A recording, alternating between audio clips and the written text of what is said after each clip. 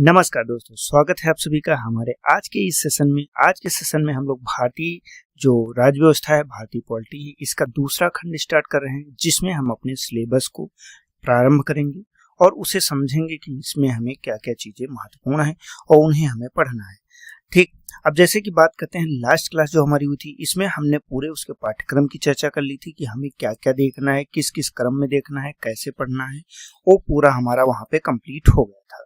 तो इसी सेशन में आज हम आगे बढ़ाते हैं अपनी इस क्लास को। क्लास नंबर 2 है, इसमें हम भारतीय राज्य व्यवस्था के संदर्भ में बात करेंगे।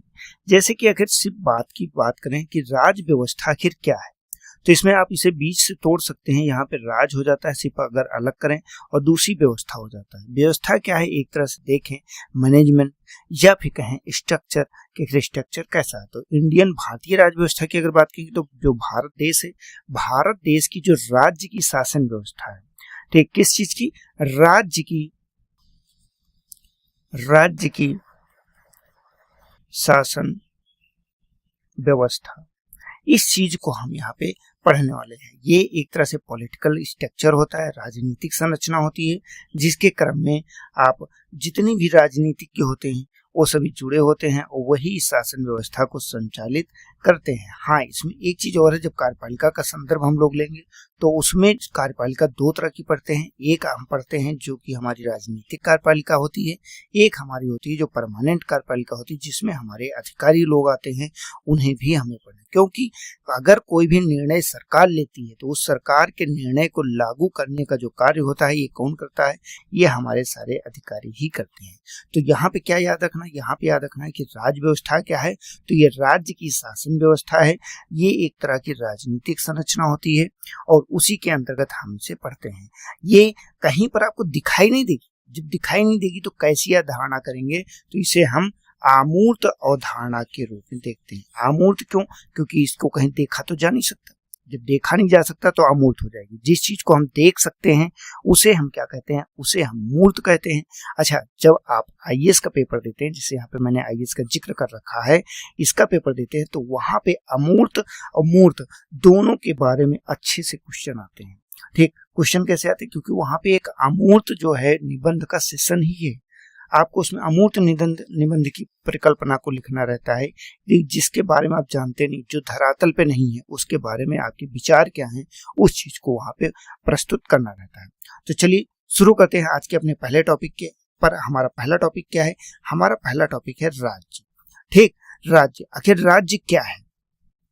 राज्य दो तरह के होते हैं। एक होता है प्रशासन के दृष्टिकोण से, अगर हम कहीं पे राज्य की स्थापना करें, किस दृष्टिकोण से? प्रशासन के दृष्टिकोण से। दूसरा क्या है? दूसरा जो है मान्यता के आधार पर। आखिर मान्यता के संदर्भ में क्या होता है? जो मान्यताएं होती हैं, इसके अंतर्गत आपको कुछ राज्य के तत्वों के बारे में पढ़ना रहता है। यहीं पे एक संकल्पना आ जाती है, राज्य के तत्व।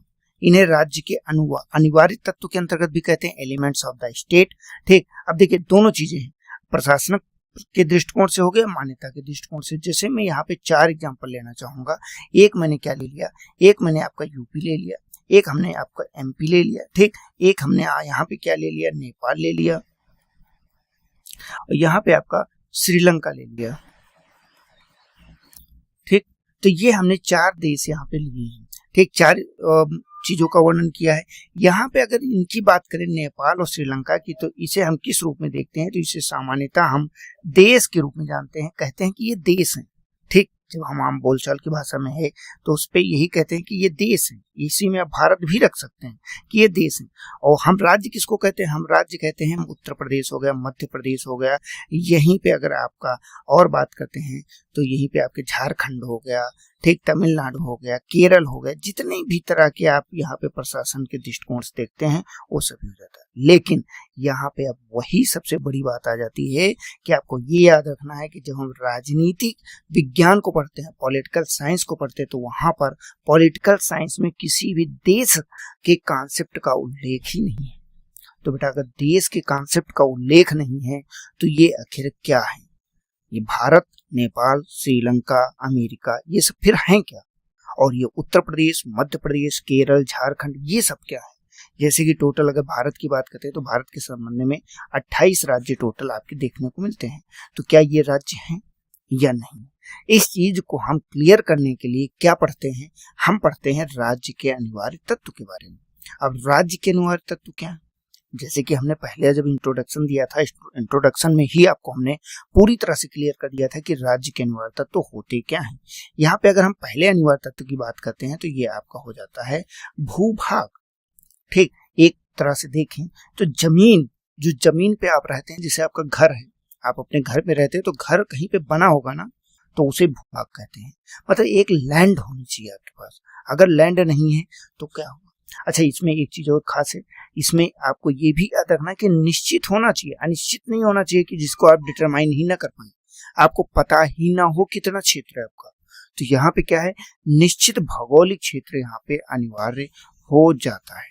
कैसा क्षेत्र, निश्चित भौगोलिक क्षेत्र। ठीक, जब निश्चित भौगोलिक क्षेत्र आपका स्पष्ट होगा तभी आप कुछ आगे कर पाएंगे। ठीक, अब इसी पे दूसरे पे चलते हैं। दूसरा क्या होता है, दूसरा जो ये भूभाग है बेटा, इस भूभाग पर रहने के लिए क्या होनी चाहिए, जनसंख्या होनी चाहिए। जैसे कि सामान्यतः आप जानते हैं कि आपके घर अगर आपने बनवाया तो घर में अगर कोई लोग नहीं रहते हैं तो घर एक तरह से खंडहर के रूप में नजर आने लगता है। तो इसीलिए यहाँ पे जनसंख्या होना भी अनिवार्य है। जैसे कि भारत देश हो गया, नेपाल हो गया, उत्तर प्रदेश हो गया, मध्य प्रदेश हो गया, सब जगह पे ये जनसंख्या या भूभाग पाया जाता है। भाई उत्तर प्रदेश का बात करेंगे तो उत्तर प्रदेश का भूभाग है कि नहीं, बिल्कुल है। उत्तर प्रदेश के सटे हुए राज्यों के जिक्र भी आप कर सकते हैं। इसी तरह से केरल की बात करेंगे, इसी तरह से गुजरात की बात करेंगे, तो सबके पास भूभाग है। ठीक, मतलब पॉइंट 1 और पॉइंट 2 जो राज्य के अनिवार्य तत्व हैं ये इसमें पाए जाते हैं। भारत की बात करेंगे तो भारत का भी भूभाग है। ठीक, इसकी तरह से नेपाल का भी भूभाग है, श्रीलंका का भी भूभाग है। ठीक, जनसंख्या भी यहाँ पे रह रही है। तीसरे चलते हैं तो तीसरा कौन सा बिंदु आता है, ये आपकी आ जाती है गवर्नमेंट। ठीक, अब गवर्नमेंट का काम क्या है, गवर्नमेंट का काम होता है जो व्यवस्था है, इस व्यवस्था के संचालन के लिए बेटा। अगर व्यवस्था का कोई संचालन नहीं कर पाता है तो यहाँ पे कैसे, यहाँ पे एक तरह से देखें तो ये तो अराजकता फैल जाएगी। मतलब जब कोई भी व्यवस्था नहीं रहेगी तो कौन क्या चीजें निर्धारित होगा, तो एक तरह से अराजकता की स्थिति ना आए, तो इसीलिए सरकार की आवश्यकता होती है और सरकार यहाँ पे मुख्यतः भूमिका निभाती है। ठीक बेटा, ये हो जाता है तीसरा तत्व। अब एक चौथा तत्व है और इस चौथे तत्व को इम्पोर्टेंट तत्व के रूप में मानते हैं, क्योंकि अगर ये तत्व किसी भी देश में नहीं पाया जाता है तो उसे राज्य की श्रेणी से बाहर कर दिया जाएगा। सामान्यतः 3 तत्व सभी में पाए जाते हैं, लेकिन चौथा तत्व बहुत ही कम देशों में या बहुत ही कम राज्यों में पाया जाता है। वो कौन सा है, इसे हम संप्रभुता के रूप में जानते हैं। संप्रभुता क्या है, खुद से निर्णय लेने की क्षमता। मतलब किसी अन्य जो देश है या अन्य कोई संस्था है उसका कोई भी जो है यहाँ पे दावा ना हो, किसी भी प्रकार से प्रभाव ना हो। तो यहाँ पे क्या कहेंगे, यहाँ पे सिंपल सा कहते हैं बाह्य शक्ति का प्रभाव ना हो। ठीक, क्या बेटा, बाह्य शक्ति का प्रभाव नहीं है, प्रभाव नहीं। जब किसी भी प्रकार का बाह्य शक्ति का प्रभाव नहीं होगा तो वहां पे संप्रभुता कहा जाएगा। लेकिन वैसे अगर रियल की बात करें, इस समय भारत देश की बात एग्जाम्पल ले लेते हैं। जैसे तेल इस समय क्राइसिस चल रहा है, तो तेल क्राइसिस के दौरान आपने देखा कि अमेरिका ने इजाजत दिया कि आप रूस से 1 महीने का तेल खरीद सकते हैं। तो यहाँ पे आपकी संप्रभुति कहाँ गई, संप्रभु हैं आप, देश स्वतंत्र हैं तो यहाँ पे संप्रभु हैं, आप स्वयं की मर्जी से कहीं से कुछ भी व्यापार कर सकते हैं। किसी दूसरे देश के अधीन या किसी दूसरे देश के दबाव में आप कार्य कर रहे हैं तो कहीं ना कहीं ये प्रश्न चिन्ह उठता है यहाँ की शासन व्यवस्था के ऊपर, यहाँ के प्रधानमंत्री के ऊपर और यहाँ के जो सुप्रीमो हैं आपके राष्ट्रपति महोदय उनके ऊपर। क्यों, क्योंकि ये सारी चीजें जिम्मेदारी तो उन्हीं की है ना, प्रथम व्यक्ति तो वही है, क्यों नहीं वो सवाल कर सकते हैं। और जो आप जानते हैं लोकतंत्र के अंतर्गत हम पिलर की बात करते हैं, तो जो चौथा पिलर हमारा होता है मीडिया। मीडिया तो आप जानते हैं मीडिया के बारे में क्या कहा जाए, मीडिया गोदी मीडिया है, उसकी इसीलिए रैंक इतनी अच्छी जा रही है कि कहा ही नहीं जा सकता उस बारे में। ठीक, तो ये एक चीज हो जाती है, संप्रभुता यहाँ पे होती है। अब देखिए यही चारों बिंदु को हम एनालाइज करेंगे और इस चीज को कहेंगे कि ये जो उत्तर प्रदेश हो गया, मध्य प्रदेश हो गया, केरल हो गया, ये कैसे निर्धारित किए गए हैं, ये बेटा निर्धारित किए गए प्रशासन के दृष्टिकोण से। क्यों, क्योंकि प्रशासन के हिसाब से भारत देश को पूरे 28 राज्यों में बांटा गया है, ताकि क्योंकि एक साथ में पूरे देश में प्रशासन कर पाना या शासन चला पाना बहुत कठिन काम होता है। तो जब एक साथ में हम शासन चला नहीं सकते तो हमने छोटे छोटे खंडों में विभाजित कर दिया। अब इनके पास क्या है, इन सभी के बारे में अगर बात करें तो इनके पास भूभाग भी है, मतलब पहला पॉइंट यहाँ पे अवेलेबल माना जाता है। दूसरा, यहाँ पे रहने वाली जनसंख्या भी पाई जाती है। तीसरा, यहाँ पे प्रशासन करने के लिए सरकार भी पाई जाती है। लेकिन जो चौथा बिंदु है संप्रभुता यहाँ पे नहीं पाई जाती। क्यों नहीं पाई जाती? वो इसलिए बेटा नहीं पाई जाती है क्योंकि अगर कोई निर्णय आपकी उत्तर प्रदेश गवर्नमेंट लेती है, वहीं पे भारत सरकार जो आपकी केंद्र सरकार वो कोई निर्णय ले लेती है उसी संदर्भ टॉपिक पर, तो भारत देश का निर्णय लागू हो जाएगा। उत्तर प्रदेश की जो निर्णय लिया गया है वो खारिज हो जाएगा, किसी भी देश के संदर्भ में हो। तो कहीं ना कहीं देखें तो जो यहाँ की सरकार है उसमें एक तरह से इंटरफियरेंस हो सकता है किसका, केंद्र सरकार का। या फिर आपने देखा जब आपका राष्ट्रपति शासन लागू, प्रेसिडेंशियल रूल लागू होता है, उस दौरान भी आपका केंद्र सरकार की ही सारी चीजें लागू होती है। कहीं पर भी वहां पे क्या है, आपके राज्य के सरकार की चीजें लागू नहीं होती हैं या उसकी नीतियां लागू नहीं होती, इसीलिए ये संप्रभु नहीं होता है। यहाँ पे भारत और नेपाल की अगर बात करते हैं तो भारत हो गया, नेपाल हो गया, श्रीलंका हो गया, इनके पास ये चारों तत्व पाए जाते हैं। और जब ये चारों तत्व पाए जाएंगे तो इन्हें क्या कहा जाएगा, इन्हें देश ना कहकर, क्योंकि जो अंतर्राष्ट्रीय स्तर पर राजनीति विज्ञान है उसमें कहीं पर भी देश नाम की संकल्पना है ही नहीं। तो ये सब क्या हो जाते हैं, ये सब बेटा राज्य हो जाते हैं। तो यहाँ पे एक चीज क्लियर हो गई कि आखिर राज्य क्या है। साधारण शब्दों में राज्य अंतर्राष्ट्रीय स्तर पे जो भी देश है के रूप में हम जानते हैं वो सभी राज्य होते हैं। इसमें निश्चित भूभाग होना चाहिए, निश्चित जनसंख्या होनी चाहिए, निश्चित सरकार होनी चाहिए और संप्रभुता यहाँ पे होनी ही चाहिए। अगर इस चारों बिंदुओं में से यहाँ पे जो आपके ये चारों तत्व लिखे गए हैं, इन चारों तत्व में से अगर कोई एक तत्व भी यहाँ पे अब्सेंट होता है या नहीं मौजूद होता है तो उसे राज्य की श्रेणी में हम नहीं रखेंगे। हाँ, अगर प्रश्न कहीं पे ये अगर आपको देखने को मिले कि देश क्या है, देश सिर्फ हम कहने के लिए प्रयोग करते हैं कि कहा जाए, ठीक, बाकी राज्य ही प्रयोग किया जाता है। ठीक, उत्तर प्रदेश, मध्य प्रदेश, केरल और राजस्थान, केरल, ये सब जो अगर हैं, तमिलनाडु वगैरह, इनकी बात करें तो इसे प्रशासन के दृष्टिकोण से सिर्फ बंटवारा किया गया है। प्रशासन के दृष्टिकोण से भारत ने 28 देश 8 केंद्रशासित प्रदेशों में इसे बांटा हुआ है। अब प्रश्न कैसे होता है, प्रश्न आपसे ये पूछा जाएगा, क्या पूछा जाएगा, राज्य क्या है। ठीक, ये आपका प्रश्न। एग्जाम्पल क्या देगा, एग्जाम्पल पहला विकल्प आपका दे देगा यही जो 3 विकल्प दिए गए हैं। ठीक, यूपी हो गया, दूसरा क्या दे दिया, एमपी दे देगा, तीसरा क्या देगा, ठीक, तीसरा कौन सा विकल्प देगा, केरल दे देगा। ठीक, और जो चौथा होगा डी विकल्प जो होगा ये कौन सा हो जाएगा, इसमें कह देगा कि आपका श्रीलंका। ठीक, अब इसका प्रश्न क्या होगा, आंसर क्या होगा, राज्य क्या है, तो जल्दी से आप कमेंट करके भी बताइएगा कि इसका आंसर क्या होगा। इसका आंसर बेटा डी हो जाएगा, श्रीलंका, क्योंकि श्रीलंका के पास ये चारों तत्व पाए जाते हैं, यूपी, केरल, एमपी के पास ये चारों तत्व नहीं पाए जाते। ठीक, हाँ, अगर ये चीज पूछ ले कि प्रशासन के अनुसार, प्रशासन के अनुसार, ये अलग से मैंने दूसरा क्वेश्चन बना रहा हूं, प्रशासन के अनुसार राज्य कौन सा नहीं है, जैसे मैंने यहाँ पे कहा प्रशासन के दृष्टिकोण से राज्य कौन सा नहीं है।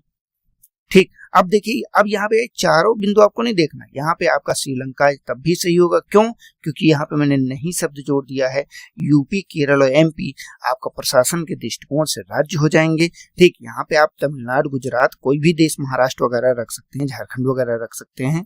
ठीक, कोई भी देश हो, मतलब कोई भी राज्य हो, उसको इसी रूप में हम यहाँ पे देखेंगे। ठीक, तो ये एक हमारी संकल्पना जो थी ये किस संदर्भ में थी, राज्य के संदर्भ में थी। राज्य और राज्य के तत्व तो हम लोगों ने यहाँ पे पूरा क्लियर कर लिया है। अच्छा, जैसे यहीं पे मैं एक चीज और आपका क्लियर कर दूं, जैसे कि आपने एक देश का नाम सुना होगा, तिब्बत। ठीक, तिब्बत को बहुत लोग जानते हैं। अब तिब्बत के संदर्भ में अगर हम बात करें तो आप सभी को पता है कि बेटा ये जो है अंतर्राष्ट्रीय स्तर पे देखें तो चीन के अधीन है।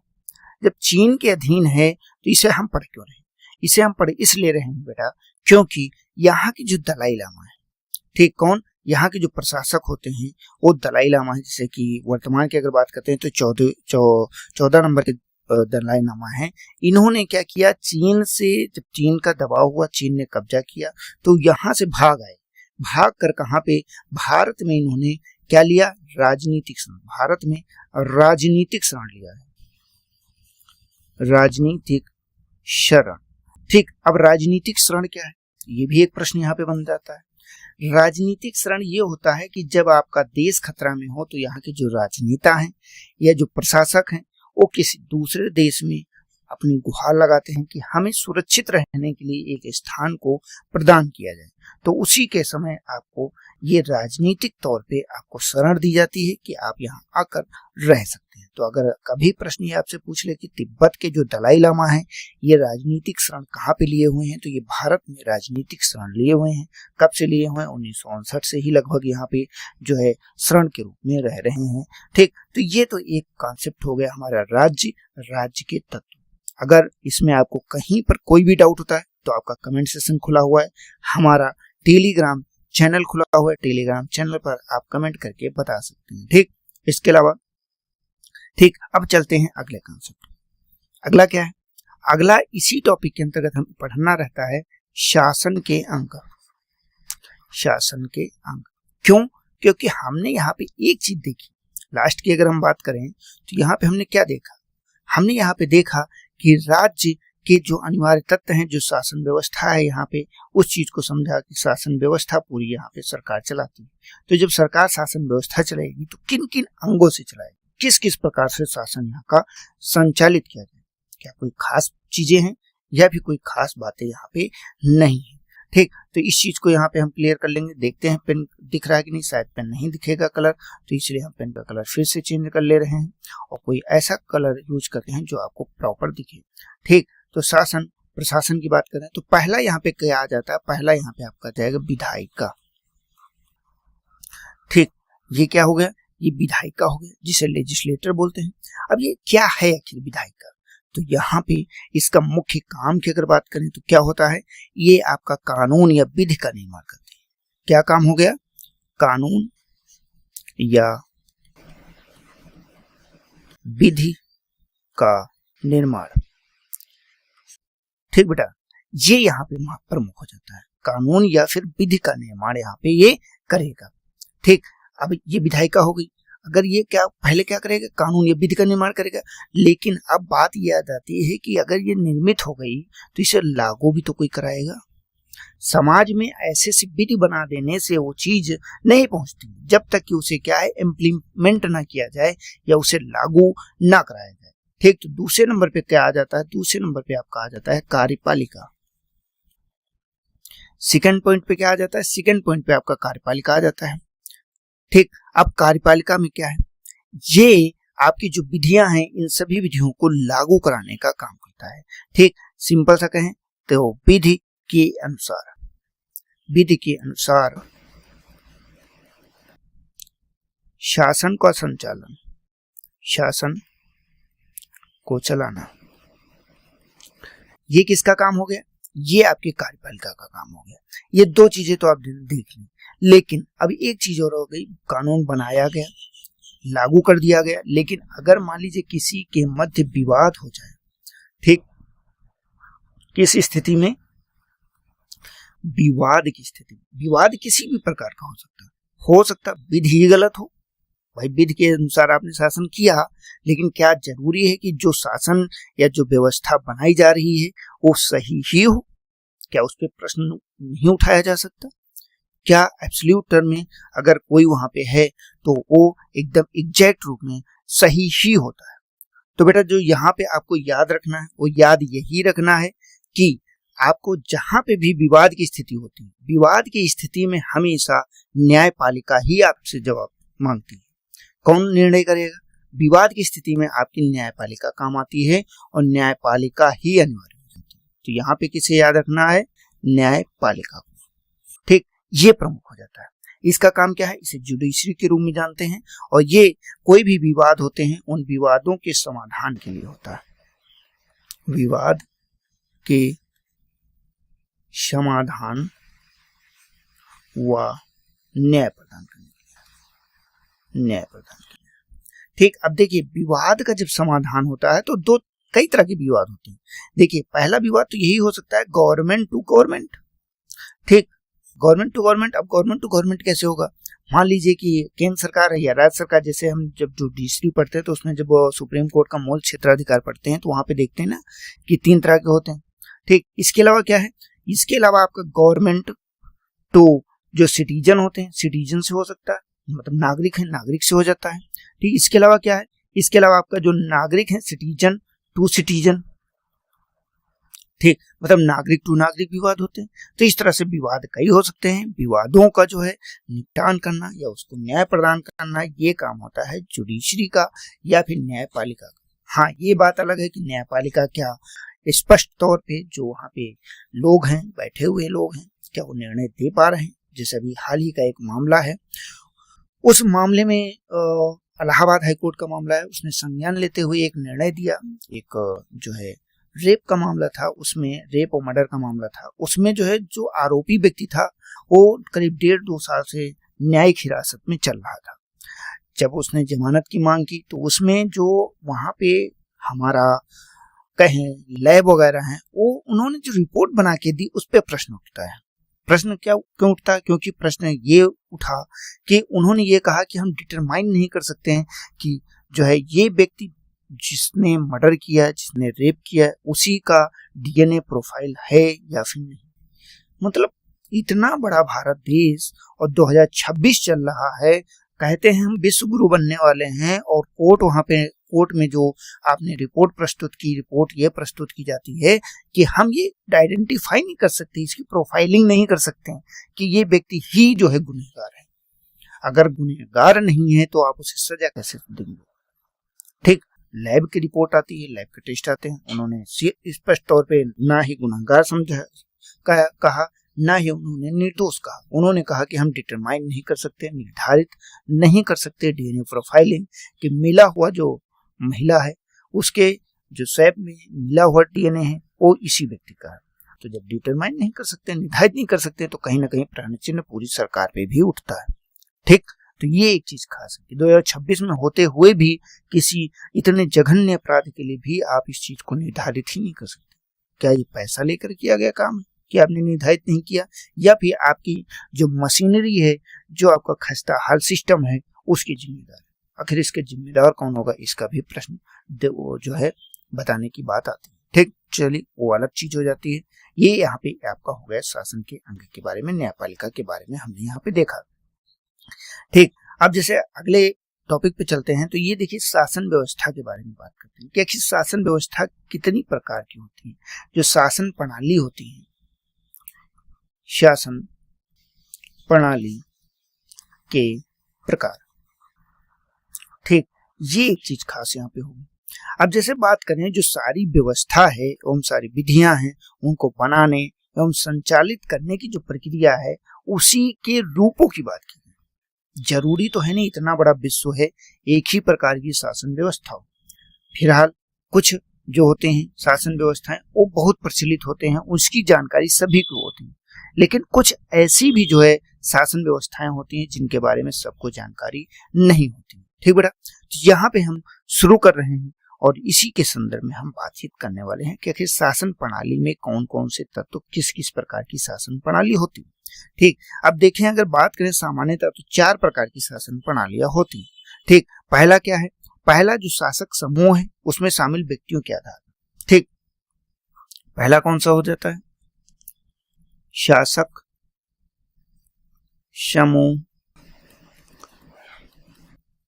में शामिल व्यक्तियों के आधार। जब शासन समूह में शामिल व्यक्तियों के आधार पर पढ़ेंगे तो इसमें भी अब कई तरह के डिवीजन हो जाएंगे। क्यों? क्योंकि समूह में कौन कौन शामिल है, किस समूह में कितने लोग हैं, उसके आधार पर हम जो है यहाँ पे डिवाइड कर रहे हैं। पहला क्या कहेंगे इसमें? पहला हम सिंपल सा एक चीज जानते हैं जो पहले से भी प्रचलित है, राजतंत्र। ठीक, अब राजतंत्र क्या है? राजतंत्र को इसमें कौन केंद्र में होता है? यहाँ पे राजा केंद्र में होता है। क्यों? क्योंकि ये एक व्यक्ति है, एक व्यक्ति। ठीक, एक व्यक्ति। अब देखिए, अब यहाँ पे आपको एक चीज और याद रखना है कि ये शासन प्रणाली जो हम प्रकार निर्धारित कर रहे हैं, ये जो हमने शासन के अंगों की बात की थी, जो शासन के अंग थे, अंग, ठीक, वो किसमें उनकी शक्तियां नहीं थी। हमने शासन के अंग के बारे में क्या क्या पढ़ा? हमने देखा विधायिका हो गई, कार्यपालिका हो गई, न्यायपालिका हो गई, ये 3 चीजें हैं। अब 3 चीजें जो आपकी थी, जितने भी, ये सब किस में निहित हो गई? ये आपके राजा में ही निहित हो गई। जब ये तीनों चीजें आपके राजा में ही निहित हो जाएंगी तो बेटा आप एक चीज ये बताइए कि क्या एक ही व्यक्ति सुप्रीम हो सकता है? लेकिन राजतंत्र में राजा ही सुप्रीम होता था, वही विधि बनाता था, वही विधि को लागू करवाता था, और अगर कोई विवाद हो जाता है वही सारे विवादों का निस्तारण भी करता था। मतलब न्यायपालिका, विधायिका, कार्यपालिका, तीनों शक्तियों को अलग अलग ना करके एक ही व्यक्ति में निहित कर दिया जाता था। ये आपका राजतंत्र होता था। ठीक, जैसे कि सिंपल सा राजा ने कहा कि मेरा जो है वचन ही है शासन, या फिर मेरे द्वारा कहे गए शब्द ही है शासन। ठीक, तो वही यहाँ पे एक बात आ जाती है। ठीक, अगले पे चलते हैं, दूसरे पे। दूसरा आपका आ जाता है तानाशाही। ठीक, तानाशाही के बारे में थोड़ा सा बताया, इसको डिक्टेटरशिप बोलते हैं। कि आपका इसमें भी अगर बात करते हैं तो ये एक स्वेच्छाचारी व्यक्ति होता है। ठीक, अगर किसी को समझ में ना आए तो तानाशाही, तो इसमें इस चीज से जो याद रखिएगा, ये स्वेच्छाचारी होता है। स्वेच्छाचारी का अर्थ होता है स्वयं की मर्जी। स्वयं की मर्जी मतलब जो यहाँ पे एक व्यक्ति बैठा है, ठीक, ये कौन सा व्यक्ति बैठा है? यहाँ पे एक व्यक्ति बैठा है, ये स्वयं की मर्जी जो है क्या करेगा? ये तो लाद देगा आपके ऊपर, ठीक, पूरी तरह से, या फिर थोप देगा कि मतलब आप कुछ और कर ही नहीं सकते।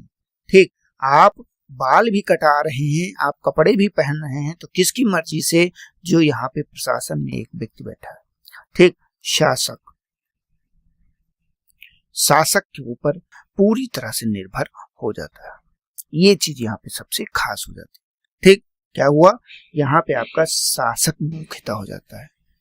हाँ, ठीक, उसने अपनी मर्जी लाद दी, ये हो जाता है तानाशाही। जैसे कि यहाँ पे बात करें कि आपने अभी देखा एक आंदोलन किया गया, आंदोलन अगर तानाशाही होती, डिक्टेटरशिप होती, तो वहां पे दबा दिया जाता है। हाँ, ये बात अलग है कि अभी हाल ही में उत्तर प्रदेश में ऐसे कुछ कृत्य देखे गए, जैसे कि पेपर लीक मामला।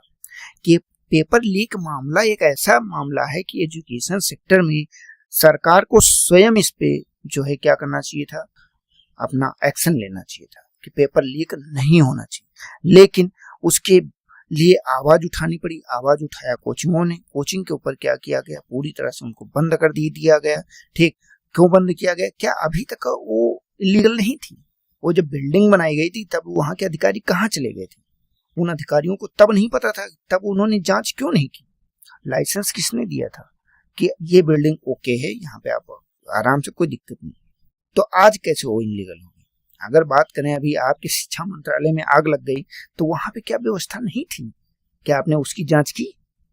ठीक, तो वो बात अलग हो जाती है सरकार उसकी। लेकिन हाँ, कहीं ना कहीं ये बड़ा मुद्दा है, और इसी में एक अलग से मुद्दा आ गया कि 2 कौड़ी टीचर वाला। आपने अंजना ओम कश्यप को देखा, तो अंजना ओम कश्यप जो दीदी जी हैं, फिलहाल वो ये भूल गई वो जिस पद पे बैठी हैं, जहां पे बैठ के बात कह रही हैं, वहां तक पहुंचाने में भी उनके कहीं न कहीं शिक्षकों का ही योगदान रहा होगा।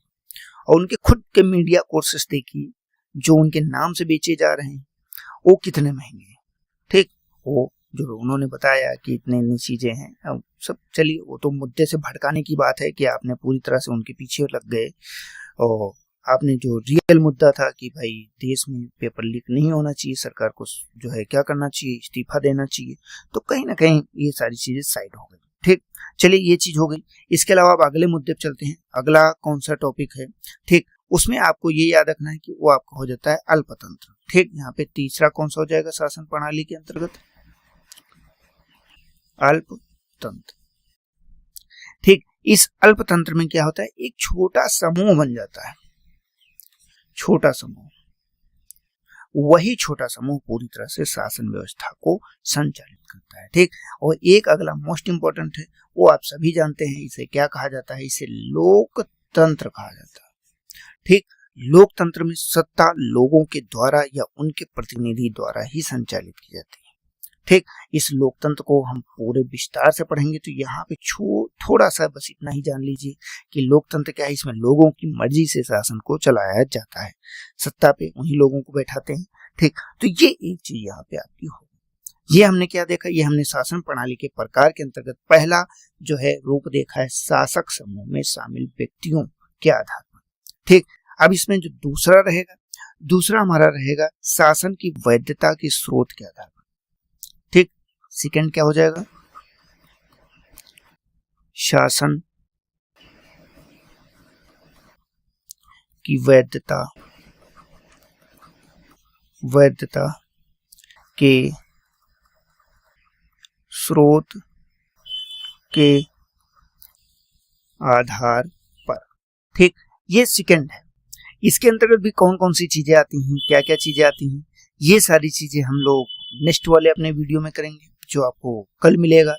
तो जो आज हमारा ये वीडियो सेशन रहा, इसमें हम यहीं तक का रखते हैं, और इसके आगे की जो चीजें होती हैं, उसके आगे की चीजों को हम कल के अपने वीडियो में देखेंगे। लेकिन हाँ, जाने के पहले एक रिक्वेस्ट जरूर है कि आप हमारे चैनल को, अगर आपको लगता है कि हम आपको जानकारी सटीक और स्पष्ट दे रहे हैं, तो आप चैनल को सब्सक्राइब कीजिए, वीडियो को लाइक कीजिए और अधिक से अधिक दोस्तों को भी शेयर कीजिए। क्यों? क्योंकि मैं इतना जो आपके लिए मेहनत कर रहा हूं, तो कहीं ना कहीं आपका जब जुड़ाव मुझसे रहेगा, तभी मैं आपके लिए अच्छी अच्छी चीजें ला पाऊंगा। अगर आपका जुड़ाव ही नहीं रहा तो इतनी अच्छी चीजें आ नहीं पाएंगी ना। तो इसीलिए आप जुड़िए और अधिक से अधिक लोगों को शेयर भी कीजिएगा। हाँ, ये एक जरूर चीज मैं कहूंगा कि मेरा कोई भी वीडियो आपको ऐसा नहीं लगेगा कि इसमें हमने आपको कोई जानकारी नहीं दी। ठीक है, एकदम सटीक, एकदम विस्तृत और एकदम जो है आपकी परीक्षा के ओरिएंटेड होकर ही जानकारी मिलेगी। तो आज की वीडियो में इतना ही रखते हैं, मिलते हैं नेक्स्ट वीडियो में। तब तक के लिए जय हिंद, जय भारत, आपका दिन शुभ हो।